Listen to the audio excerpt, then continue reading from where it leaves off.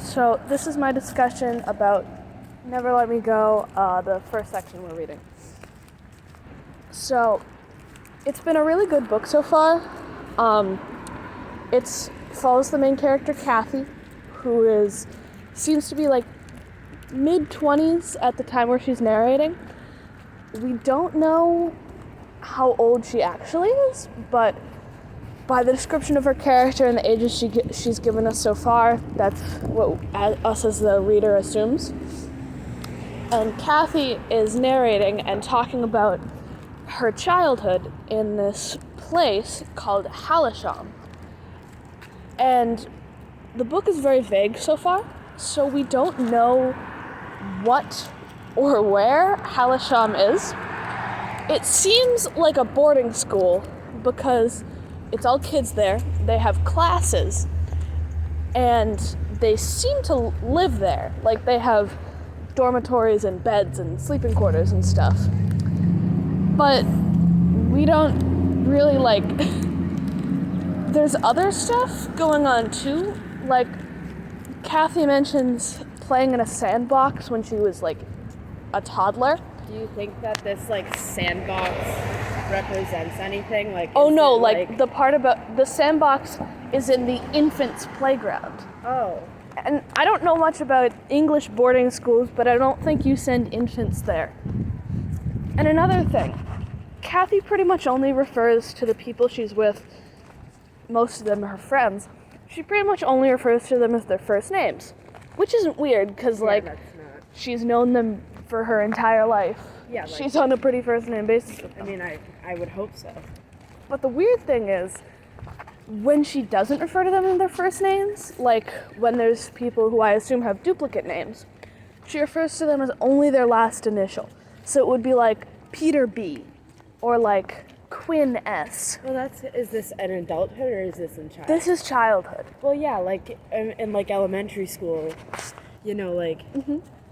when it's a person who does have a duplicate name, we refer to them. So I think that's pretty normal. But Kathy's never given her last name.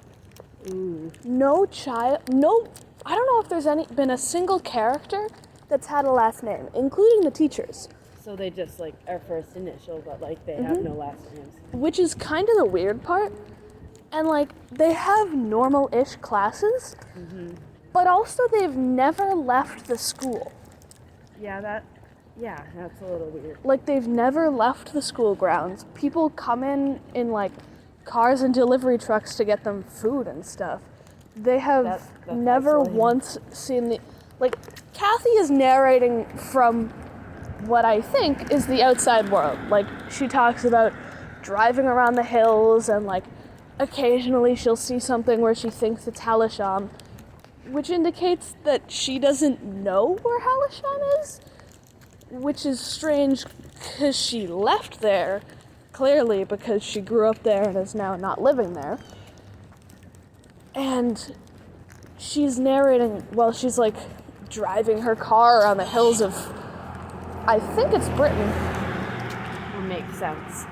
And her best friend, Ruth, who of course grew up in a school with her, she talked about talking with Ruth for an 8-month period, or maybe a shorter period, after Ruth had an operation. But they didn't phrase it like an operation. They phrased it in a different way that I can't quite remember right now. But she was definitely recovering in a hospital room. She was on bed rest the entire time. It was described as a medical setting. So it feels like she had some sort of operation. But it's so strange because the way it's phrased makes it feel like it was it seems like it was something routine. She was meant to have it, which was it just feels off. There's a lot of stuff in the book that just feels off about the characters. Yeah, that seems like it. And there's and I'm very into the book. It's very interesting right now because they're exploring a part when they're 13-ish. She says she's in junior 3, which is like their grades, I assume. Okay. And they're talking about this woman who they all call Madam, who You're like the headmaster or something. sort of, she comes to the school every so often to pick up little pieces of artwork and stuff that they make. So like in their classes, they have like art classes and stuff where they paint pictures and make poetry and little like crafty stuff like that. And if it's good, then all the kids are like, oh, Madam will like that, and it might even go in the gallery. Ooh. The gallery is like, even the kids don't know, so we don't know. But we assume it's just like, oh, like, it's just an art gallery, which at this point in the book, we don't have any reason to not believe.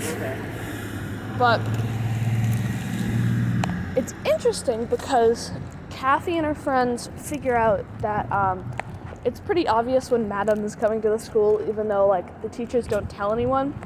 There's very clear signs before she comes, like all the teachers start organizing the kids' artwork in this one room in the school, and you can pretty much guess.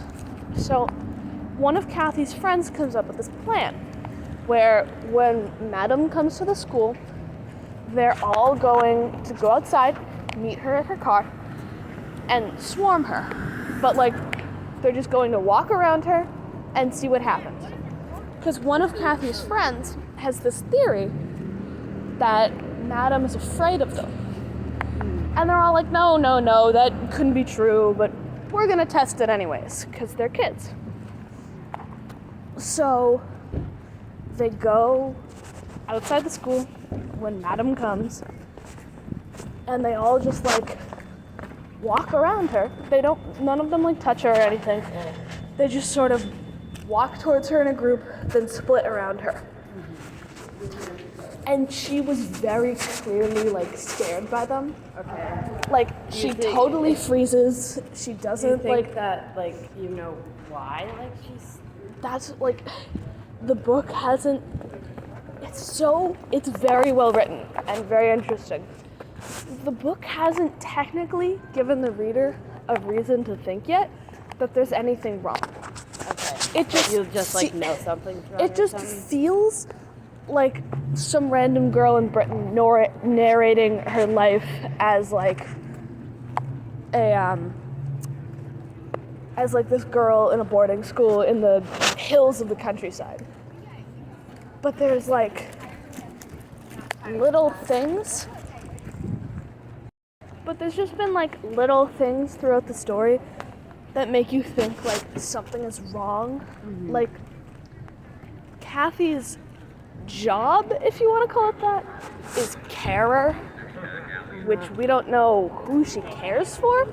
I assume it's like people who've recovered from something, because she's like her friend Ruth's carer, and she talks about only picking people from Halisham to be carers.